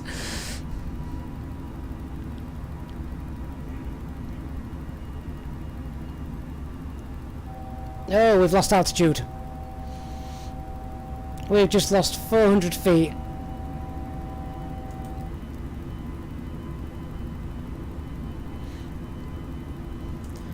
Okay, lock star cat 3 single, turning left now to intercept the localizer.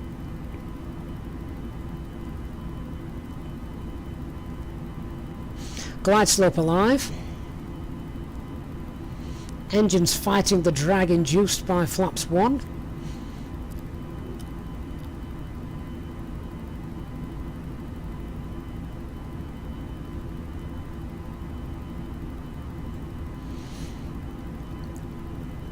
These winds better drop the lower down we go. Okay, approach mode is on. What were the winds here? They weren't that strong, were they? Winds were 140 at 14. I'm expecting a headwind, so that could be interesting in a moment. Glide slope captured. 8 miles. And I want to go flaps 2, speed check, flaps 2,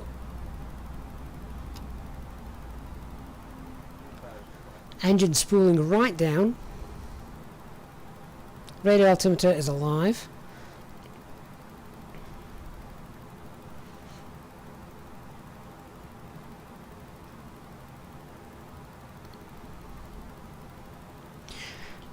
okay, I want to be configured by about 1,000 feet, so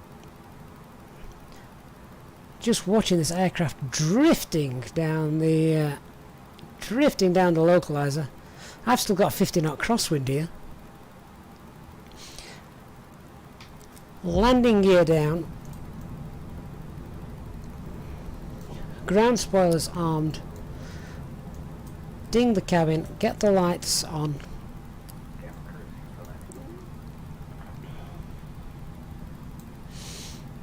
And flaps 3, speed check, flaps 3.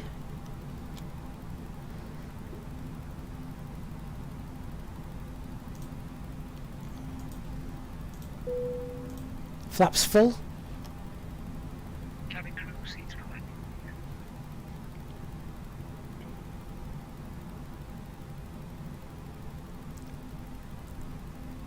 I don't particularly have time this evening to do the go around, so I guess we'll see what happens.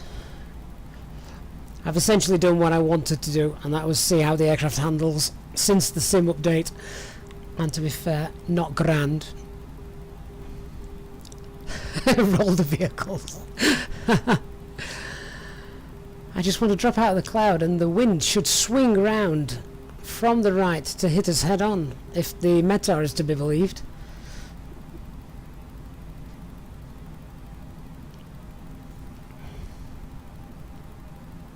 There we go. Now you can see the runway lights. Can you see those just there? Well, they're not in a position we'd expect to see them by this point, right?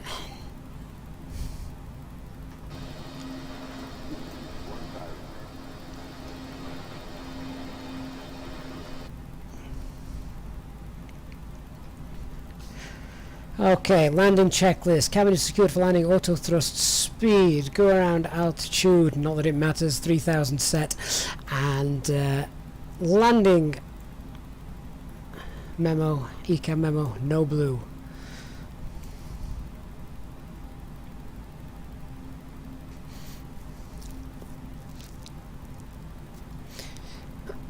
That wind is now dropping actually quite rapidly. I'm keeping an eye on that. And here comes the rain.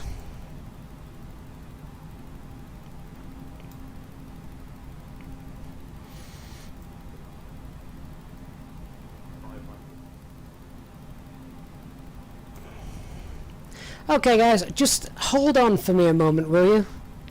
Not particularly perfect, but that wind is now dropping off. However, autopilot 1 disengaged.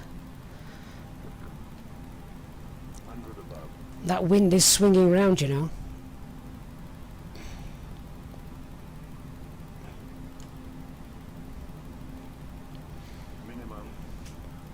Continue. Thank God I'm in the custom build.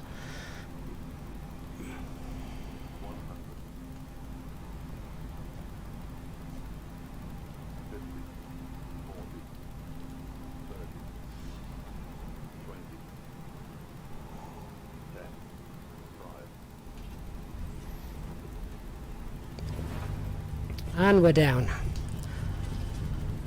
Reversers are on.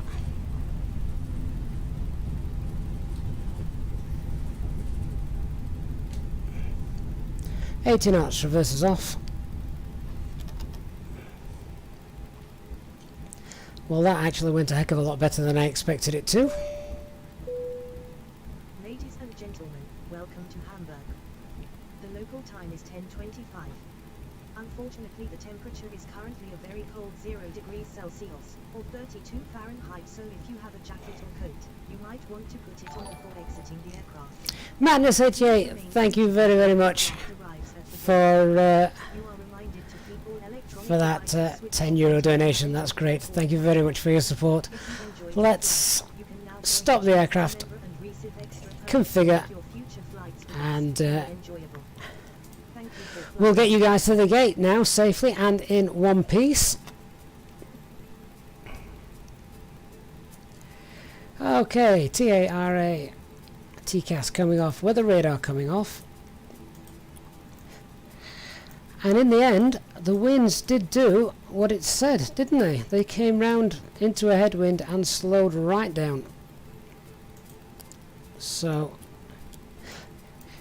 maybe the METAR was right.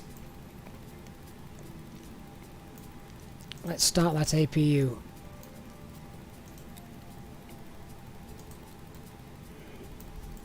What I am really, really glad about is the... hang on. Have I just... There we go. Release the parking brake. What I'm really glad about is that we didn't get those micro stutters in there.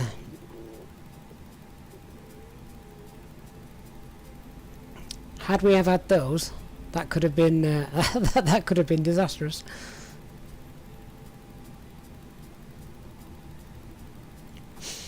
So in the end, what did the wonderful Fly Live studio, which is responsible for the banner that goes across the top, what did that have as the touchdown rate? Because I don't get to see that. Self-loading cargo, I've just checked that. For those of you that use it, it tells you what the touchdown rate is. I've got 0 feet per minute, not firm enough. I don't think that's to be believed, do you?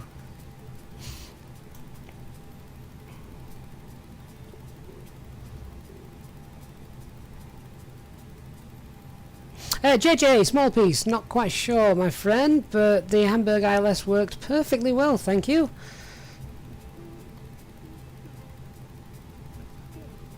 HD, did it not come up with a landing rate? Oh man, that's bad. We'll have to make one up.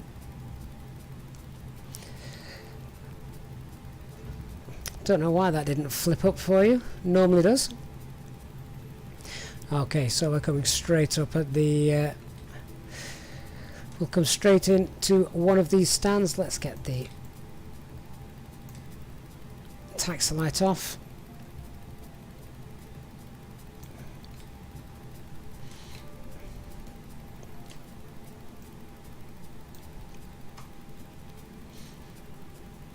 $2.50 minute, I'll take that.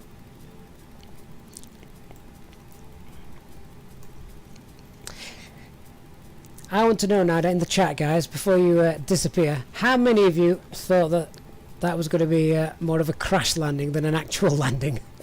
Put your hands up.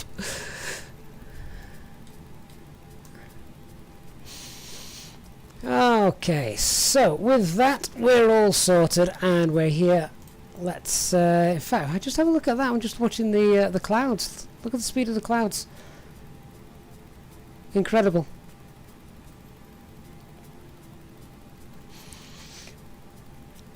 What would be interesting is, I don't know if there's such website available to actually check what winds are available above the airport. I don't think it would. In fact, if I just go into the operational flight plan, we've got the parking brakes set, haven't we? Let's just have a quick look. Operational flight plan. And see, where's our waypoint and winds en route?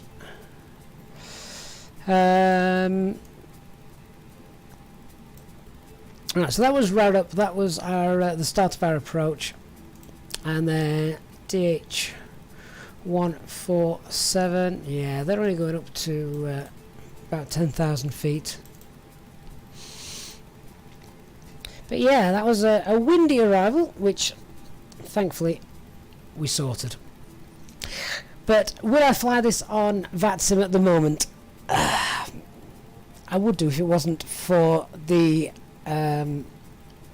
those fluctuating altimeter altitude readings. I think because obviously the simulator just provides those to VATSIM pilots, VATSIM controllers. That would be very, very off-putting for them. So with that, guys, I'm going to have to leave that there. A huge thank you to all of you for flying with me this evening, and a massive thank you to those of you that have donated as well throughout the stream and via the super chats, super stickers, and of course the PayPal links. And a big thank you as always to HD for his input, and of course I'm always graciously thank you to the Easyjetsimpilot members as well. Thank you for being on board, and I hope you've enjoyed a flight into Hamburg. I'm not going to bother shutting the engines down. The PM can do that when we've actually got some ground crew here to disembark the aircraft. Either way, I enjoyed that landing in the end. Went a lot better than I thought it was going to. Thanks very much everyone, guys, for watching. I'll be back with another stream soon, so please do hit the subscribe button and turn on the notifications bell, and I will see you all very soon. Bye bye for now.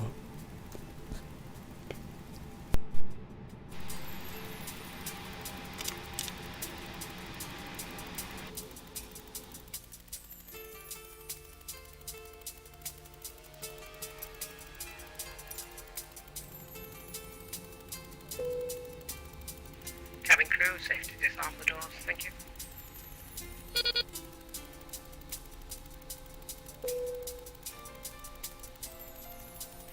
Cabin crew, aircraft is secured, you can open the doors.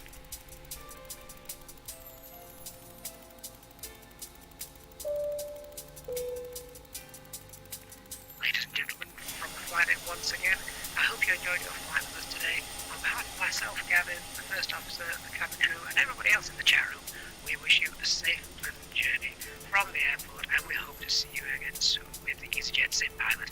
Thank you for flying with us today, and we look forward to seeing you again.